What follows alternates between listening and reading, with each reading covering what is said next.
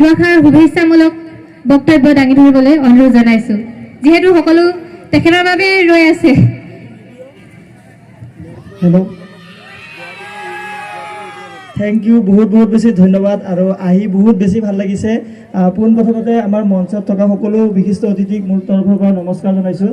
তাৰ লগতে আপোনালোক সকলোকে নাৰী দিৱসৰ বহুত বহুত বেছি শুভেচ্ছা জনাইছোঁ। মই কি ক'ব লাগে ইমান নাজানো, মই লিখিও অহা নাই। আৰু এটা কথা ক'ব বিচাৰিম যে আমি সকলোৱে জানো যে নাৰী বহুত বেছি, আমাৰ পুৰুষতকৈ নাৰী বহুত বেছি শক্তিশালী হয়।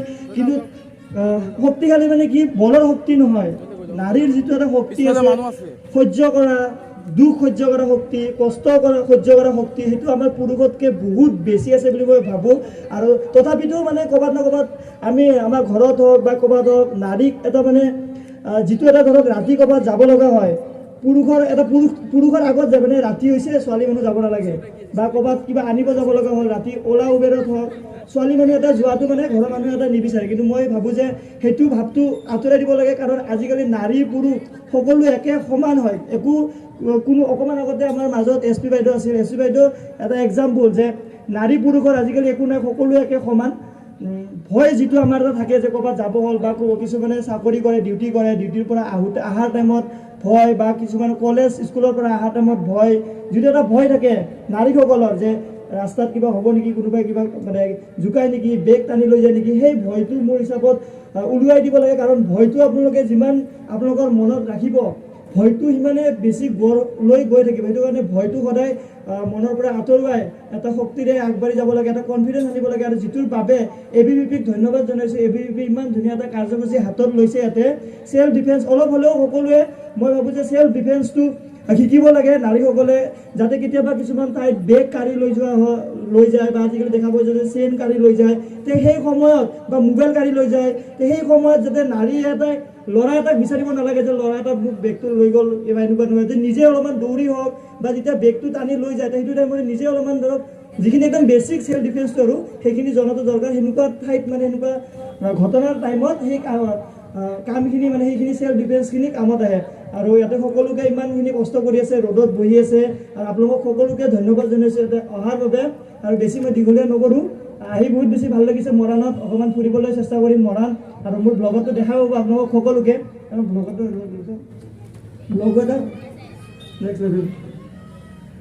আৰু আমি এতিয়া আছোঁ মৰাণ কলেজত, আৰু এইফালে মই আমাৰ ভাইটি ভণ্টিসকলক অকণমান দেখুৱাই দিছোঁ। থেংক ইউ, বহুত বহুত বেছি ধন্যবাদ, বহুত বহুত বেছি ধন্যবাদ। মই এইটো ক'ব বিচাৰিম, কিবা কিবি আৰু ক'ম বুলি ভাবিছিলোঁ, মই পাহৰি গ'লোঁ মানে। সেইটোৱে আৰু ভয় কৰিব নালাগে, সকলোৱে নাৰী পুৰুষ একে সমান, সকলোৱে আগবাঢ়ি গৈ থাকিব লাগে, সকলোৱে সাহসী হ'ব লাগে, ল'ৰা ছোৱালী সকলোৱে সাহসী হ'ব লাগে। ধন্যবাদ। ABVP সকলোকে ধন্যবাদ জনাইছোঁ। থেংক ইউ ছ' মাছ।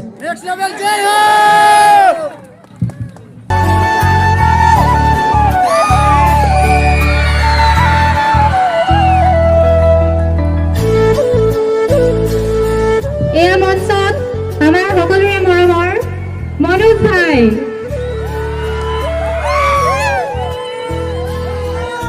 মনোজ শইকীয়া ডাঙৰীয়াৰ কথা ক'ব লাগিব, সঁচাকৈ এজন মাটিৰ মানুহ, ডাউন টু আৰ্থ বুলি ক'ব লাগিব তেখেতৰ উপমা দিবলৈ হ'লে। যথেষ্ট ভাল লাগে আপোনাৰ কণ্টেণ্টবিলাক। আপুনি আমাৰ মাজত আহি উপস্থিত হোৱাৰ বাবে অশেষ ধন্যবাদ জ্ঞাপন কৰিছোঁ। আৰু মঞ্চত আসন গ্ৰহণ কৰিবৰ কাৰণে বিনম্ৰ অনুৰোধ জনাইছোঁ। মনোজ শইকীয়া ডাঙৰীয়াক এখনি ফুলাম গামোচাৰে সম্বৰ্ধনা জনাব। ডাঙৰে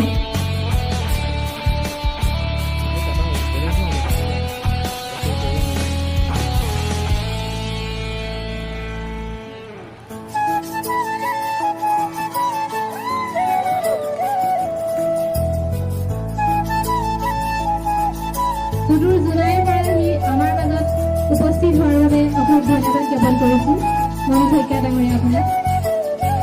ইয়াৰ লগে লগে আমাৰ কাৰ্যসূচী আগবঢ়াই লৈ যাবৰ বাবে প্ৰিয়ংকা বৈশ্য ডাঙৰীয়ানীক পুনৰবাৰ অনুৰোধ জনাইছোঁ।